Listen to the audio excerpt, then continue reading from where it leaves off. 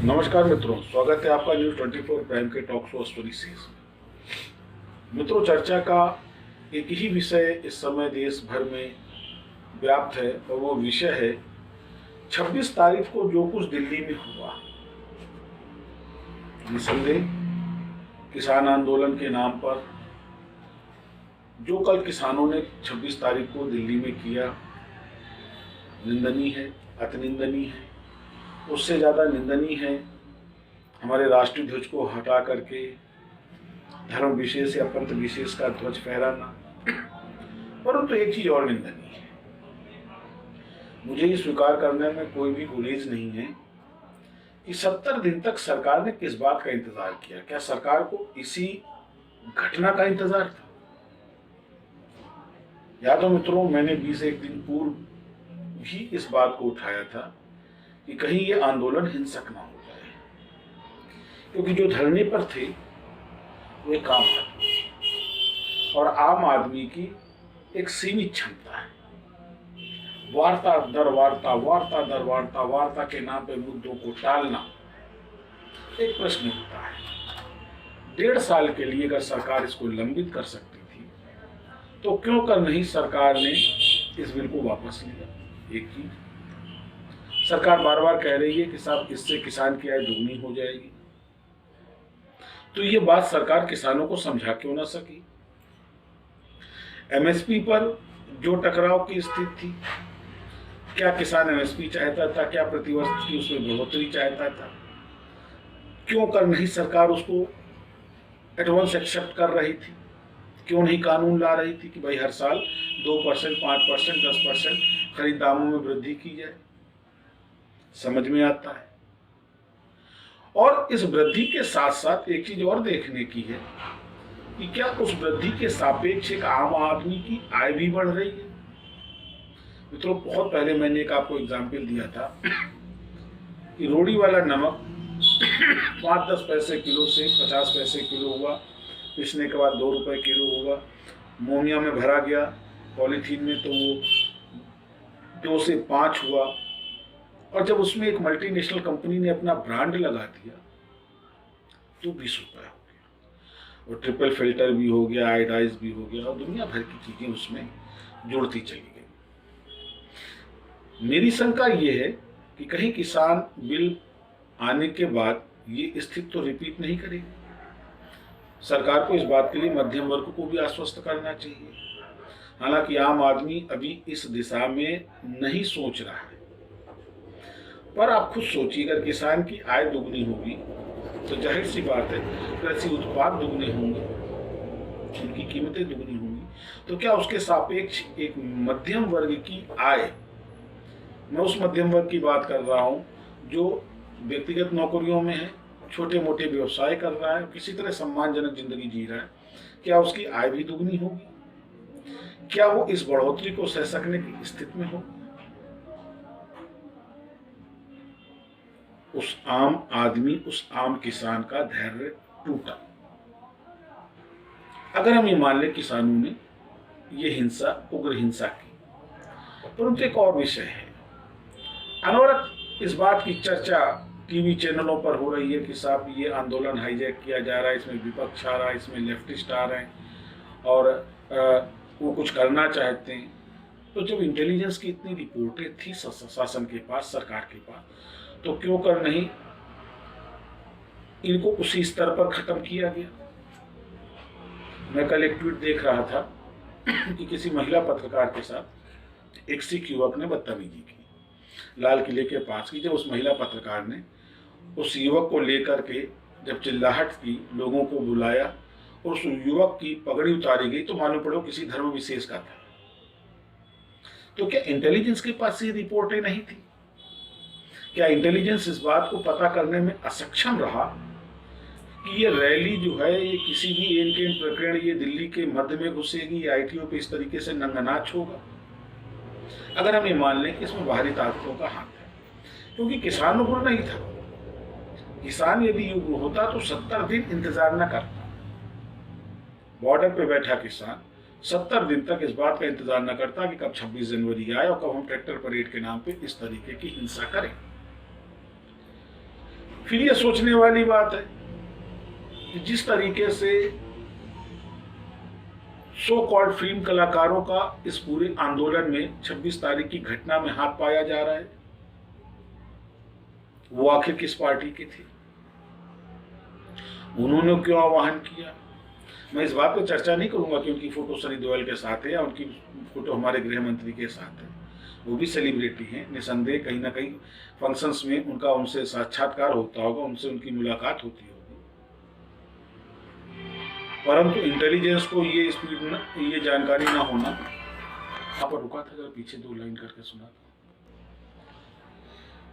मैंने माना वो सेलिब्रिटी थे, उनकी इस स्तर के नेताओं से मुलाकात हुई होगी, फोटो महत्वपूर्ण नहीं। महत्वपूर्ण ये है कि जब ये कलाकार इस आंदोलन को अपना समर्थन दे रहे थे, तब क्या इंटेलिजेंस को ये नहीं लग रहा था कि अगर इन्होंने कॉल की तो इनको सपोर्ट भी किया जाएगा। 26 जनवरी की जो घटना है वो प्रशासन और आंदोलन दोनों के फेलियर का द्योतक है। ये घटना संयुक्त लापरवाहियों का दुष्परिणाम है।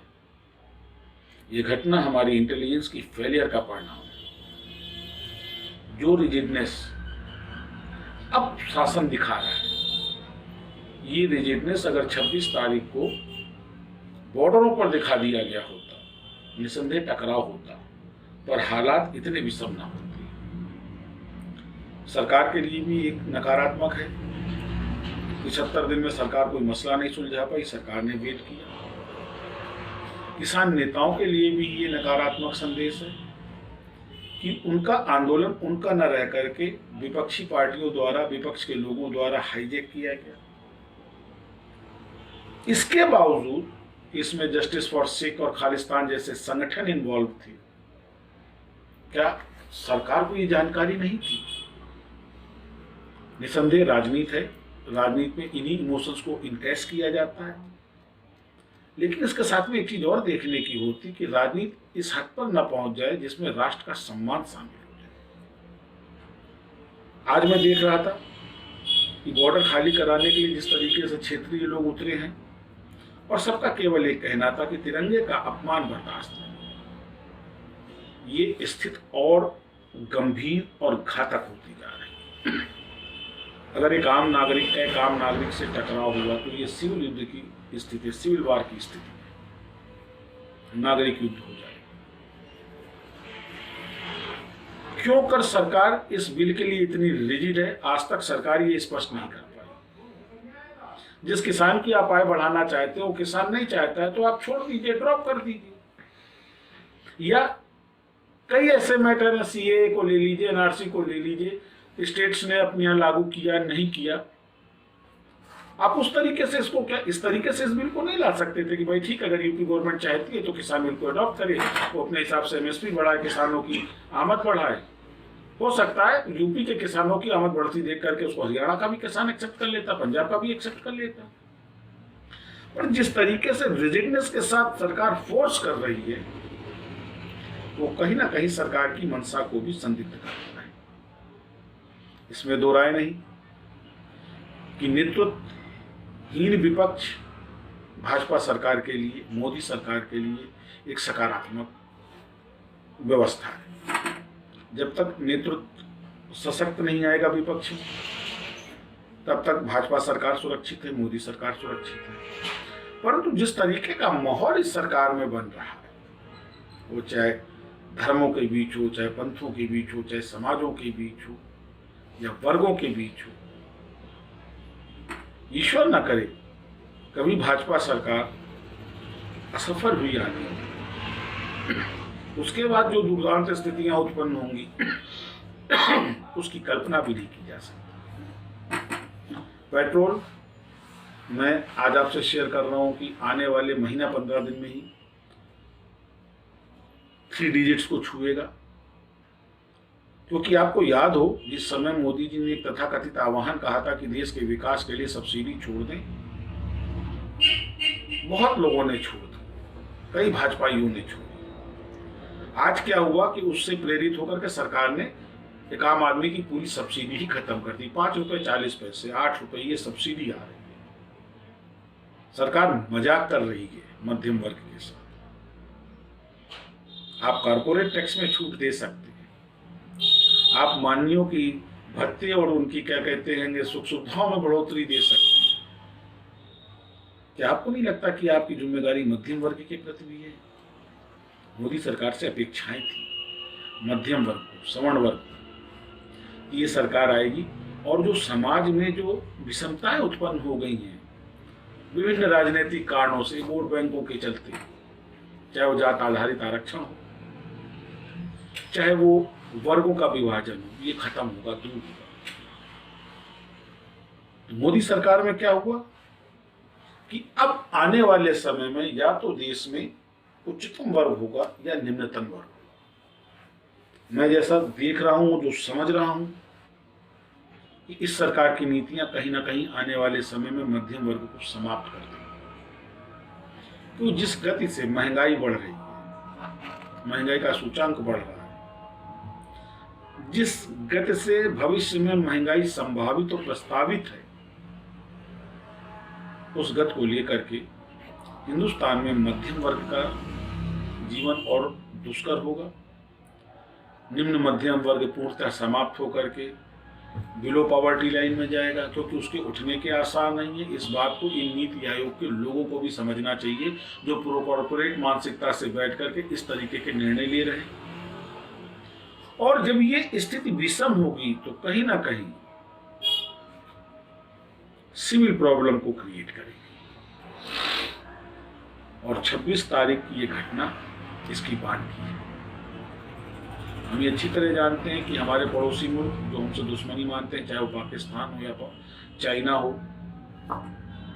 वो ऐसे ही मौकों का इंतजार कर रहे हैं और हम और हमारी सरकार उनको ये मौके दे रही है। 20 तारीख को नकुला में जो हुआ, जो टकराव हुआ, इसका मतलब कि चाइना इंटरनली उन चीज़ों को प्रिपेयर कर रहा है। हर बात हाई लेवल मीट के बाद में इस तरीके के टकराव होते हैं और उनको ये अवसर मिल रहा है। विदेश से फंडिंग आ रही है, सरकार चिल्ला रही थी, तथाकथित बिकाबली वाले न्यूज़ चैनल्स चिल्ला रहे थे। तो क्या इंटेलिजेंस को रिपोर्ट नहीं की कि जब फंड्स किए जा रहे हैं, यदि मान ले फंड्स आ रहे हैं, कि जब फंड्स किए जा रहे हैं तो वो फंड्स करने वाले कुछ एक्सपेक्ट भी करते होंगे, और वो इस तरीके से, इस रूप में। गंभीर विषय मित्रों, गंभीर इसलिए है कि ये केवल एक तिरंगे का अपमान नहीं है, देश के भविष्य का भी अपमान है, 130 करोड़ जनता का अपमान है। हिंदुस्तान का गणतंत्र कहीं ना कहीं गणतंत्र में परिवर्तित होता दिख रहा है, और ये सुखद लक्षण नहीं है भारत के लोकतंत्र के लिए। इस विषय पे सरकार को, पार्टियों को विचार करना पड़ेगा और कुछ ठोस निर्णय भी लेने पड़ेंगे। हम आप ऐसे ही चर्चा करते रहेंगे इन विभाग विषयों पर। आप हमारा चैनल सब्सक्राइब करें और हमको लाइक करें। नमस्कार।